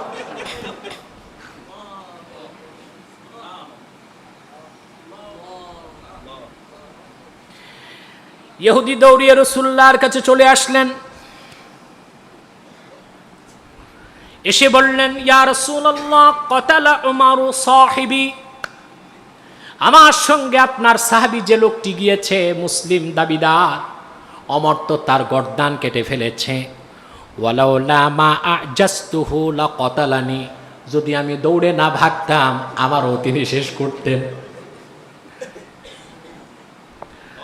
ফাকালা রাসূলুল্লাহ সাল্লাল্লাহু আলাইহি ওয়াসাল্লাম মা কুনতু আযুন্নু আন্না উমার ইয়াজতারিউ আলা কাতলি মুমিন, আমি তো চিন্তাও করি নাই ওমর রাগের বশবর্তী হয়ে একজন মুমিন মুসলমানকে কতল করে ফেলবে। এই কথা শুনে হযরত ওমরের চেহারাটা মলিন হয়ে গেল। আসলে কি মুমিনকে আমি হত্যা করলাম কিনা, কোন মুসলিমকে হত্যা করলাম কিনা? মদিনা মুনাওয়ারায় আওয়াজ শুরু হয়ে গেল, ওমর একজন মুসলমানকে হত্যা করেছে। ঠিক কিনা বলেন? আসলে কি ওমর মুসলমান হত্যা করেছিলেন নাকি?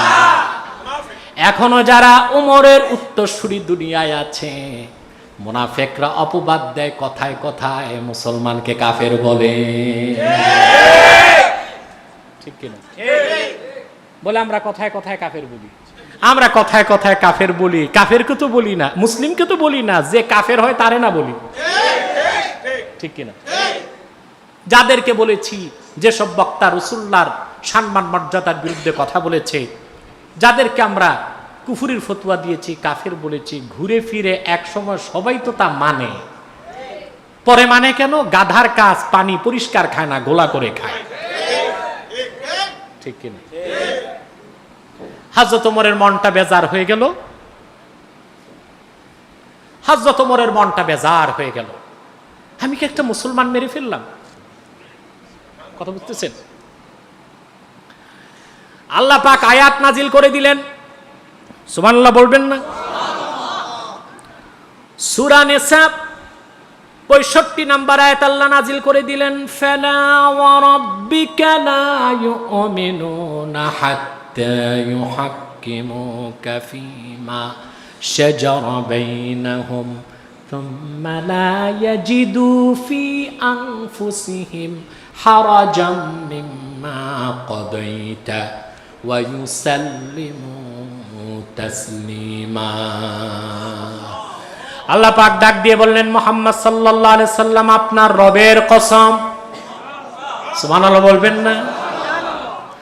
যতক্ষণ পর্যন্ত তারা লা ইউমিনুনা হাত্তা ইউহাক্কিমুকা ফীমা শাজারা বাইনাহুম আই ফীমা ইখতালাতা বাইনাহুম, সাহাবায়ে কেরামের মধ্যে সৃষ্ট বিরোধের ক্ষেত্রে যতক্ষণ পর্যন্ত না তারা আপনি রাসূলের সিদ্ধান্ত বাড়ায়কে না মানবে, আপনার রবের কসম তারা মুমিন হবে না, মুসলিম হবে না। ফাবাররা আল্লাহু উমারা মিন কাতলিহি, মুসলিমকে হত্যার অপবাদ থেকে আল্লাহ পাক ওহী নাজিল করে ওমরের পবিত্রতা ঘোষণা করে দিলেন। আল্লাহ বলে দিলেন, ওমর মুসলমান হত্যা করে নাই। আপনি মুহাম্মদ সাল্লাল্লাহু আলাইহি সাল্লামের সিদ্ধান্তকে, রায়কে, আদর্শকে, আপনার কথাকে যে ব্যক্তি সন্তুষ্ট চিত্তে মানবে না, খুশি মনে মানবে না, আমি আল্লাহর কসম সে মুসলমান নয়, সে কাফের, কাফের, কাফের। ওমর কোন মুসলিম হত্যা করে নাই, মুসলিম লেবাসধারী একটা কাফেরকে হত্যা করেছে।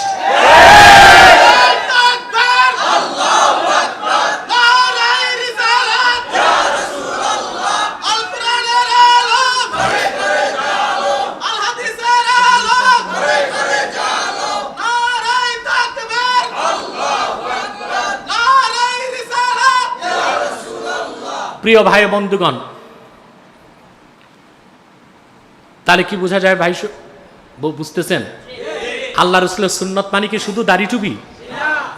আল্লাহ রসুল ১,৫০০ বছর আগে যে নীতি, যে রীতি, যে তরিকা, যে আদর্শ, যে উসওয়াত রেখে গিয়েছেন, তার সবটুকুন পালন করতে পারি আর না পারি বিশ্বাস করতে হবে। এই নীতি হিসেবে সুন্নতকে বিশ্বাস করলে আপনি মুসলমান। তারপর যতটুকু পারেন সুন্নতকে আমল করবেন। আমরা সুন্নতকে গ্রহণ করেছি কয়েকটা আমল হিসেবে, নীতি হিসেবে গ্রহণ করি নাই। এই জন্য আমরা খাঁটি সুন্নিও হতে পারি না। তাই কয়টা কথা বললাম? আজমতে রসুল, মোহাব্বতে রসুল, সুন্নতে রসুল, এই তিনটা যার মধ্যে আছে তারই নাম আশেকে রসুল, তারই নাম সুন্নি। চিনছেন না? আরো চিনাইতে হবে। কথা বলেন। আজকে আমরা নজদিও চিনছি, বেদাতিও চিনছি, ঠিক কিনা?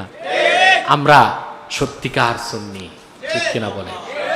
খাঁটি সুন্নি তো তারা যাদের সবচেয়ে তীব্র হুঙ্কার হবে সকল প্রকার কাফের মুশরিক রামবাম নাস্তিকদের বিরুদ্ধে। খাঁটি সুন্নি তো তারাই শিরক কুফরের বিরুদ্ধে চলবে যাদের সংগ্রাম। খাঁটি সুন্নি তো তারাই আল্লাহ তার রাসূল সাল্লাল্লাহু আলাইহি সাল্লামের সম্মান মর্যাদার বিরুদ্ধে একটি অক্ষরকে তারা বরদাস্ত করে নিতে পারবে না, প্রয়োজনে জানমাল উৎসর্গ করে দিবে। তারাই খাঁটি সুন্নি, ঠিক কিনা বলে? আল্লাহ পাক আমাদেরকে খাঁটি সুন্নি হিসেবে কবুল করুক। বলুন আল্লাহুম্মা আমিন। জোরে বলেন আল্লাহুম্মা আমিন। আমরা আজকে সবক পেলাম তো, আজমতে রসুল, মোহাব্বতে রসুল, সুন্নতে রসুল, এই তিনটা যার মধ্যে আছে তার নাম আশিকে রসুল, তারই আরেক নাম সুন্নি। এর বাইরে যে হয় নজদি নয় বেদাতি, কবর পূজারি, মাজার পূজারি, খাট পূজারি, না ইহাবি না উহাবি, কুছ ভি নেই। এটা আমি নতুন বছরের ডায়লগ দিলাম, এটা আপনারা ভালো মতো মনে রাখবেন, প্রচার করবেন, পারবেন না ইনশাল্লাহ? আমি আপাতত বিদায় নিচ্ছি।